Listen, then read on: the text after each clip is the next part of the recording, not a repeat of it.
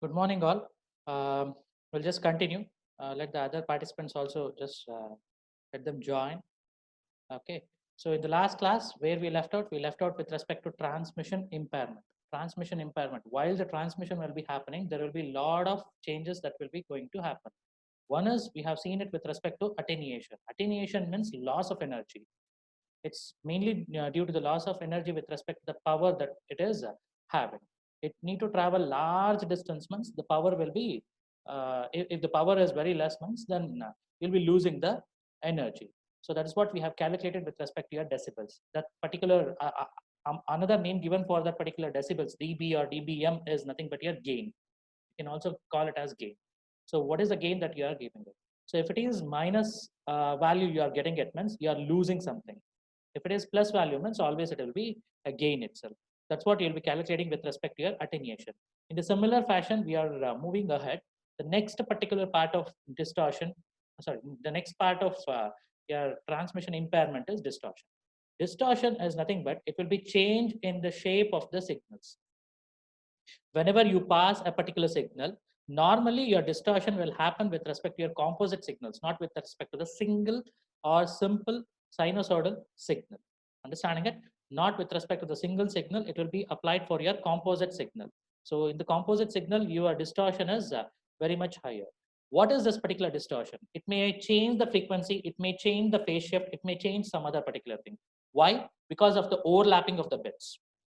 That's what it will be having with respect to your distortion. This is distortion is nothing but in simple words, if you want to define it, means signal changes in the shape. So this is what your composite signal is. So if you just bifurcate this according to your Fourier analysis, so this is the first signal that what you want to transfer it. Then this is your this is with respect to the frequency f. This is 3f and this is 5f. So with respect to that, you will be having three different components. These three components separately, you will be just reaching at the receiver. Why you need to decompose it? Because this may be having some other particular importance. Yeah, 3NF is different, 5NF is different. Based on that, you need to just bifurcate it. Once you bifurcate it, you need to just get that particular signal as it is. Once you are getting the signal, if you just rearrange it, see how at the particular receiver end, your complete signal has been distorted. Distorted in the sense, some particular bits has been overlapped, some bits has changed the phase, some particular in the signal, whatever the signal that you have sent it, the entire shape of the signal will be changed. And this is because of the frequency signal that has its own propagation speed through the medium. So you are transforming a particular sine wave with respect to the frequency f. This may be transmitted with respect to its own particular frequency or propagation speed. Whereas the second particular thing, see here, the phase has been changed with respect to this. This one, entirely different. So it is starting from 0. This is starting with 180. See here, with respect to 3f, that is with respect to your third harmonic frequency, whatever you are saying it. So here, it is starting from 0 with respect to your sender, but at the receiver, it is starting from 90. Phase shift. So this is what you will be happening or you'll be getting it once you are going with distortion. So distortion will cause different bits to overlap. That's what I said.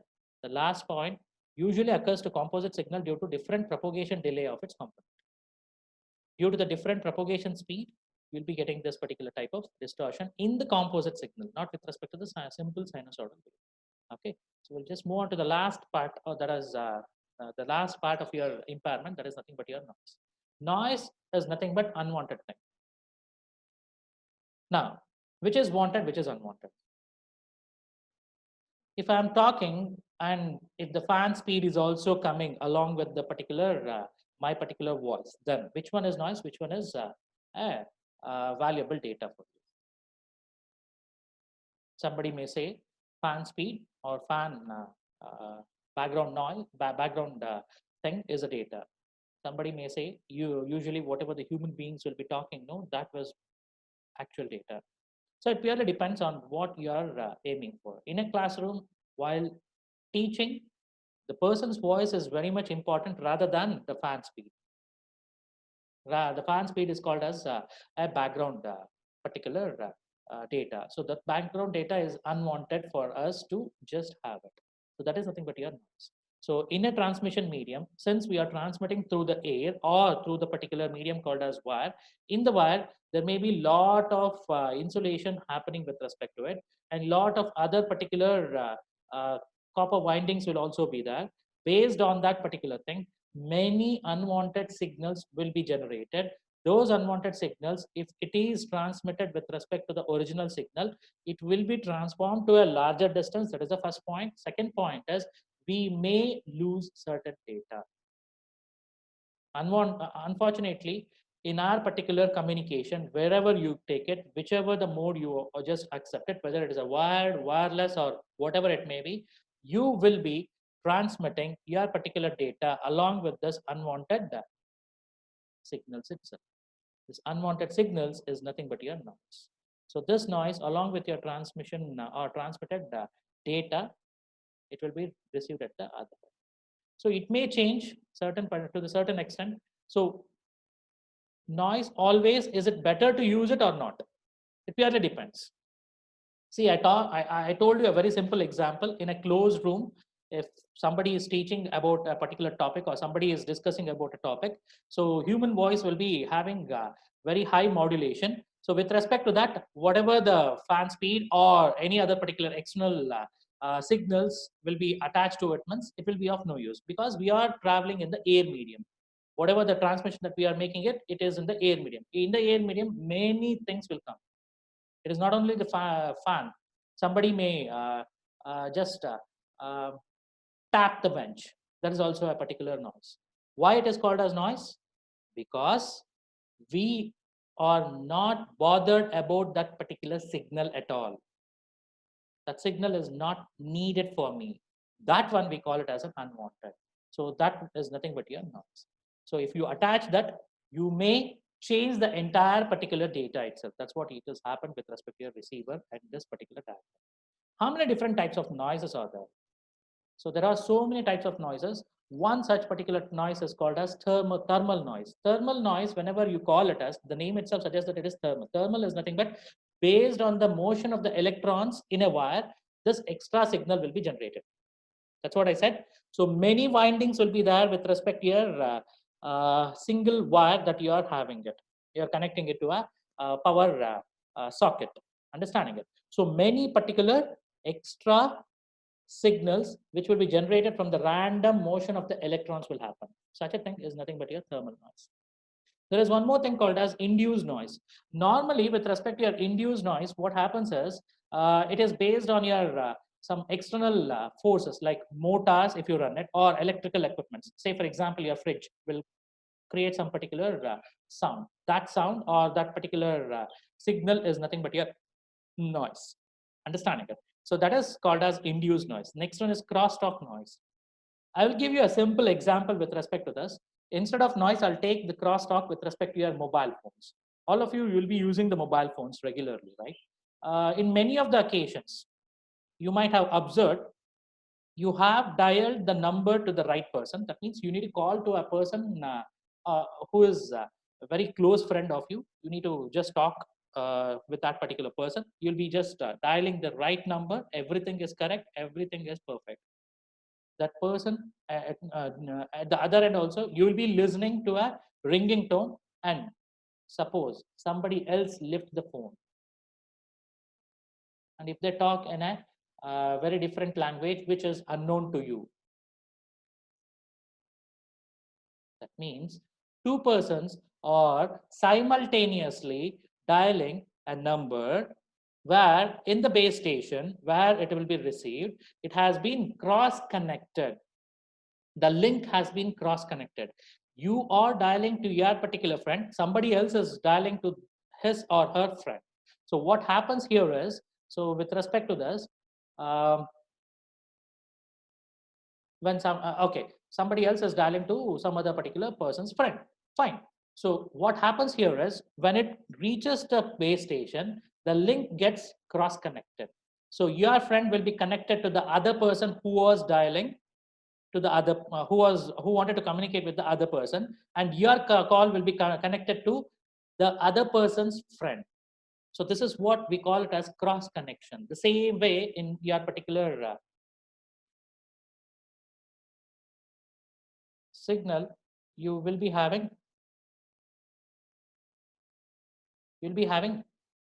crosstalk noise. This is based on your interconnection of your two wires.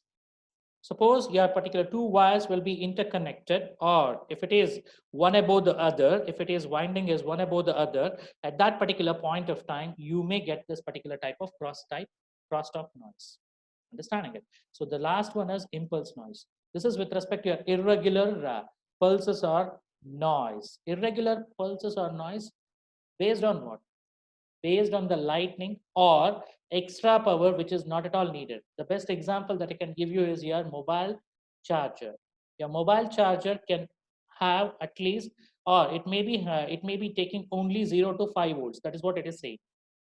And in your particular home, whichever the power supply that you are having it, if you are connected to that particular power supply, it will be having 230 volts.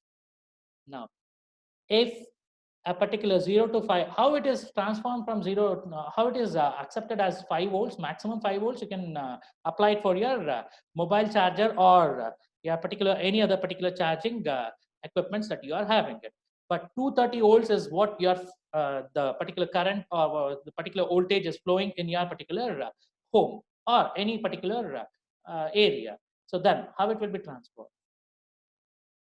If the whole 230 volts will be communicate or will be transformed to your particular mobile phone, then what will be the status of your mobile phone?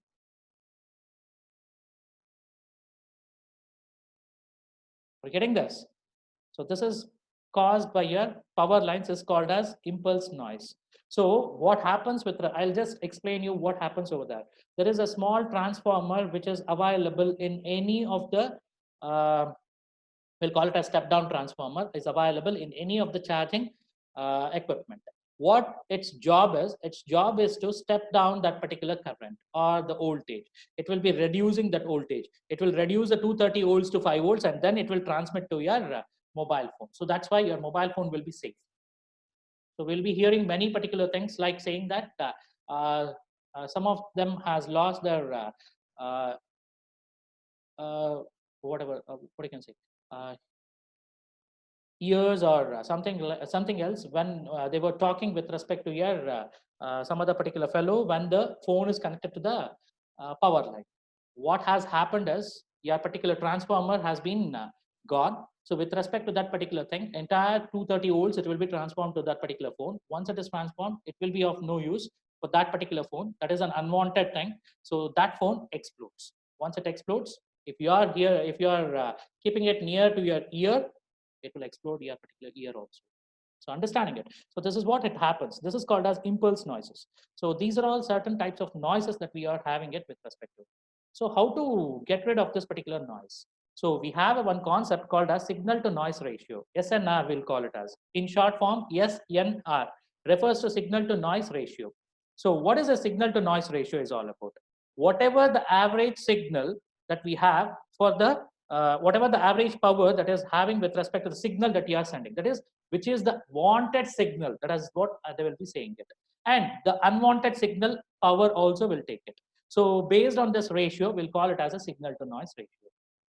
The name itself suggests that signal power divided by noise power will give you signal to noise ratio. So if you want to express in the decibel, normally in your particular data communication, you will be expressing most of your particular variable values in terms of decibels itself. So in the same manner, your SNR will also be expressed in decibels. Means SNR dB is equal to, it will be always 10 times the logarithmic of SNR ratio, whatever you got it in the previous one. That is signal power divided by noise power, whatever the ratio that you are getting it, that one logarithmic of that particular fellow to the base 10. 10 times of that will be nothing but your SNR dB. If you want to convert anything with respect to your decibels, then it will be 10 times of it. We have seen it with respect to attenuation calculation also.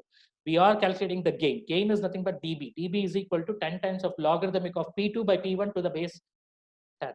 That's what we have just assumed that, right? So P2 is nothing but power at the receiver end. P1 is nothing but power at the sender end. This is what we have just seen it over there. The same thing applies here also. Understood? So this is your signal to noise ratio. Based on this, if okay, We'll go back to the previous one. Yeah. With respect to this, if the signal to noise ratio is high, then that means out of 100 decibels, you have got all the 100 decibels with respect to signal to noise ratio. Then the noise will be low because your SNR is indirectly proportional to noise. So that's what we need to just keep it in your head. So SNR is high means noise will be low. SNR is low means noise will be high. Noise will be high means your data will be lost. Simple thing. You'll not concentrate on the data. You'll be always concentrated with respect to your signal. Understanding it. So that's what it happens with respect to your SNR. If it is high, what happens? If it is low, what happens? So purely depends. See, one particular problem is the direct substitution problem. This is nowhere concerned with any other particular thing. The power of a signal is given 10 milliwatts, and the power of the noise is given 1 microwatts. This is 10 milliwatts. This is 1 microwatts. Okay. W refers to watts. Mu, you know it. It is micro. M is known as milli. Right. So what are the values of SNR and SNR dB? SNR will be having one particular thing, that is signal power divided by noise power. So 10 milliwatts divided by 1 microwatt. So you can convert this particular milli to micro. How? 10,000 microwatts divided by 1 microwatt. That is something but 10 to the power of 4 is the SNR ratio. This is expressed in terms of decibels. If you want to express means 10 log of the value 10 to the power of 4 to the base 10. So it will be 40 decibels. You can apply this particular logarithmic of 10 to the power of 4 to the base 10. You'll come to know what is the value of this. Okay. So this is a very simple calculation of how your particular signal to noise ratio will be calculated. So signal to noise ratio is 40 decibels means, so 40 decibels of the signal will be passed in that particular area. Understanding it? So that is what it will be saying.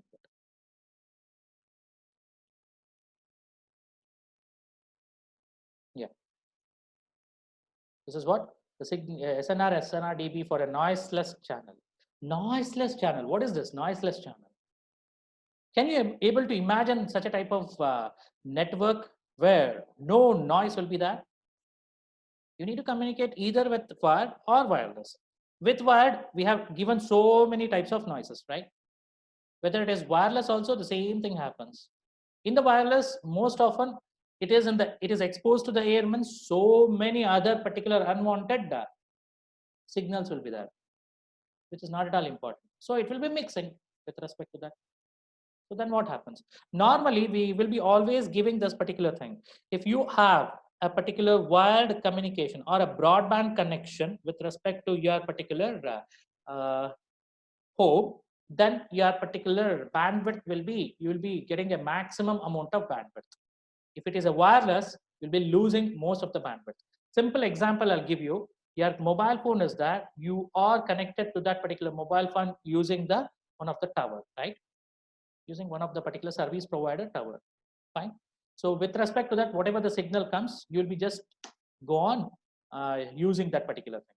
Nowadays, both the things is mixed with respect to your telephone network. You can either make a call or else you can use the data also. Analog is also available, digital is also available. So this is what they have given it, the advantage of your 4G network. Suppose in your particular net area, if the signal strength is low means what happens? Your bandwidth will be decreased or increased. Purely gets decreased. One thing.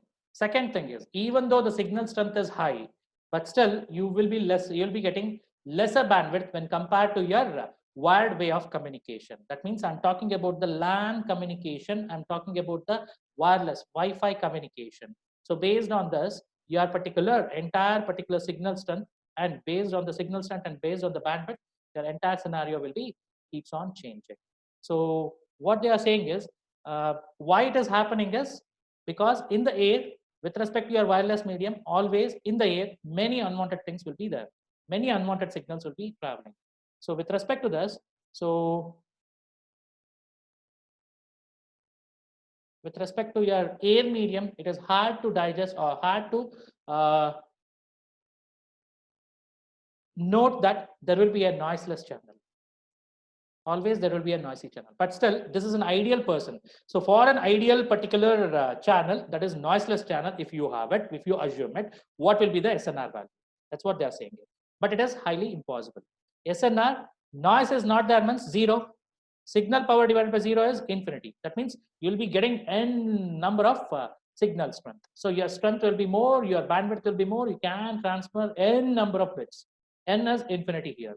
Similarly, with respect to your SNR-dB, it will also be infinity. Logarithmic of infinity to the base 10 is nothing but infinity. Infinity multiplied by anything is infinity, which is hard to digest in our real life. This is not an not applicable for the real life, but this is the ideal situation. If you have a noiseless channel, this is how it will be working. But there are certain cases where the noiseless channel will be applicable. That means negligible amount of noise is there. Means then you can say noise to the extent has reduced, but based on that, your particular signal strength will be improved over that. So that's what you can just take it from this particular thing. There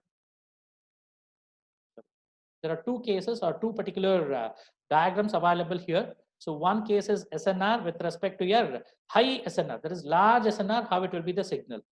And with respect to your small SNR, how it will be the signal. See, with respect to your large signal, see here, with respect to your signal, the amplitude is more. With respect to your noise, the amplitude is very less. So based on this, whatever the signal is, that the same signal to the extent it will be transmitted. This is maybe due to the distortion, but still we will be achieving with respect to the same amount of thing. Whereas with respect to your small SNR, your voice will be taken out with respect to the noise. Only the noise signals will be overlapped and those particular signals will be reached at that particular point. This is what it is. Higher the signal, higher the SNR means only the signal will be transmitted. Noise will be completely reduced. Will be there. Will not. I'm not saying that it will not be there. It will be there, but to the extent it will be suppressed. Whereas if you are saying noise is having a higher amplitude when compared to your signals, then the whole thing will be lost. So only the noise will be taken care. So not with respect to the signals. Okay. So this is with respect to your transmission impairments. Next thing is with respect to this particular transmission impairment, how this particular data bandwidth will be available, and what is this particular bit rate with respect to bandwidth, with respect to your digital as well as with respect to your analog, how it will be related to it. That's what we'll be seeing in this particular next upcoming slides. Okay, so here the topics will be based on your two channels. One is noiseless, another one is noisy. So one particular noiseless channel will be just checking out how to calculate this bit rate using one particular fellow, one particular mathematician or one particular scientist has designed one particular formula. So based on that, for the noiseless channel, you can just go with Nyquist bit rate. But according to him, noiseless channel does not mean that there is no noise at all. There is a noise, but it has been reduced. Noise will never be implicated or affecting your particular entire signal to the extent. That is what they are saying. Noisy means entire thing will be of noise signals itself. So noise signals will be having the highest amplitude. With respect to that, one more particular fellow by the name called as Shannon, he has designed his own particular formula for calculating the bit rate. So that is what they are. We'll be just seeing it in that particular next examples. So Nyquist theorem. What this formula is very important. What this theorem is all about is very important, rather than going for any other particular thing. Understanding it, we'll not go in depth with respect to it. How we have achieved this particular formula and all those things. The formula is very important. You need to know about it. Theoretical way of calculating. If you want to do it, then noiseless channel. Yes, of course, it is possible. Whatever we are talking in terms of pen and paper, you can have a noiseless channel. If you have a noiseless channel, with respect to that, your maximum bit rate, that is maximum number of bits that you can transmit in a particular transmission medium, is twice the bandwidth. We have already seen that twice the bandwidth multiplied by logarithmic of levels of the data that you are transmitting it. Different levels were there, right? So signal points you are transmitting at different levels. That levels to the base 2. Why it is base 2? Because levels will be occurring with respect to your binary values. With respect to that particular thing, it will be of base 2. So with respect to this, 2 times of bandwidth into logarithmic of L to the base 2, where B refers to bandwidth, L refers to number of levels that is available in the signal that you want to transmit. Keep one thing in your head, number of levels comes means it is for the digital signal. It is for the digital signal we are calculating it, not for the analog signal. Understanding it? So it is all calculated with respect to the digital signals. Yeah. Increasing the levels of the signal may reduce the reliability. If I increase the level of that particular thing, then the reliability of getting or transmitting more number of bits will be reduced. How many levels that you have, depending on that, the number of bits will also be reduced with respect to it. So based on that, the level should be very minimum. So 2 levels to the extent, yes. 1 level, it is hard to imagine. So that's why 2 levels. One is high, another one is low. It is very important to have such a type of design in our particular entire because the receiver needs better hardware and reception signal to recover the data. Why it is going down means the receiver at the receiver end, if the hardware is not up to the mark, that is hardware cannot accept that particular signal itself, then it's of no use. So just because of it, so better to have number of levels as reduced as you can, and you can transform many number of bits over. So that's what it is. So one simple example has been given, calculation part. Consider a noiseless channel with a bandwidth of 3000 hertz, transmitting a signal with 2 signal levels. The maximum bit rate can be calculated as. Bandwidth is given 3000. And signal levels is 2 signal levels. 2 signal levels means one is high, another one is low. So substituting with respect to this particular formula, 2 into 3000 into logarithmic of 2 to the base 2. Logarithmic of 2 to the base 2 is nothing but 1. 3000 into 2, that is 6000. 6000 bits per second, you can just have it, or else 6 kbps, you can have it. Both are one and the same. Understood? So this is with respect to your noiseless channel, how to calculate it. Consider the same noiseless channel, what we have done with respect to the previous one, same noiseless channel, but with the signal levels as 4 signal levels are there. That means 4 horizontal lines will be available over there. Understanding it? 4 horizontal lines will be available to transmit a particular signal. Then what will be the thing? So only the level will be changing. The bandwidth will be one and the same. Bandwidth is 3000 itself. 2 into 3000 into logarithmic of 4 to the base 2. Logarithmic of 4 to the base 2 is 12,000 bits per second. Twice of this particular 6000. That is 12,000. 12 kbps of data you can transmit. Understanding it? So this is how it will be going with respect to your noise channel. The next part. We need to transmit 265 kbps over a noiseless channel with a bandwidth of 20 kilohertz. How many signal levels do we need? That means L should be calculated. Normally, signal levels will be calculated with respect to 2 to the power of L. Understanding it? So based on that particular calculation, we need to do it. What they have given us, they have given the signal, they have given that particular maximum bits that it can transmit. 265 kbps is equal to 265 kbps in terms of kbps or bps if you want to express means kilo if you want to just eliminate means 2,65,000 is the value that you will be getting it, which will be equal to 2 times of bandwidth into multiplied by logarithmic of L to the base 2. Okay, so bandwidth is 20 kilohertz. 20 kilo, if you want to convert it means 20,000, you can have it. Or else kilo, you can just strike off. You will be getting it as 265 divided by 40, as you can see it over here. So this logarithmic of L, this is anti-log, you need to put it. So 2 to the power of that particular anti-log of this particular value will be nothing but your, logarithmic of L to the base 2 will be this particular value.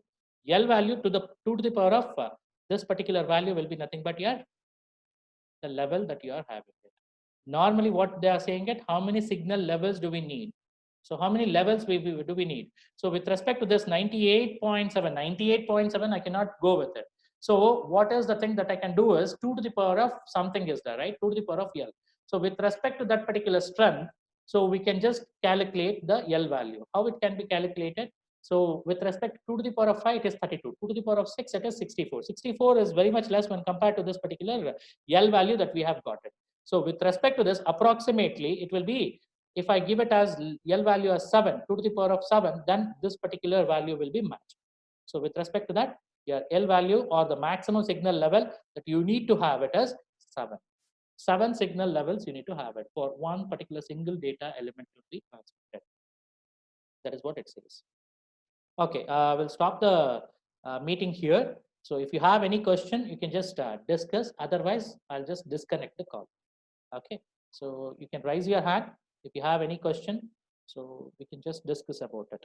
So once I complete this entire particular another 15 to 16 slides is there. Maybe in the next class I may finish off. So after this, I'll just uh, put it in the Google Drive with respect to this particular entire chapter notes or PPT. Okay. So anything else to be discussed, you can just discuss it. Hardly 2 minutes left out, 2.5 minutes.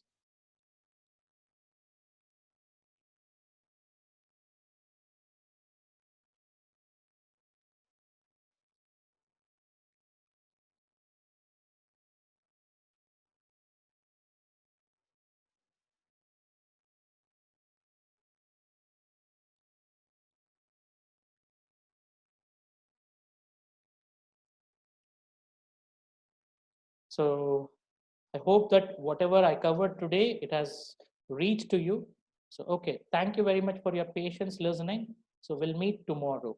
Okay, thank you.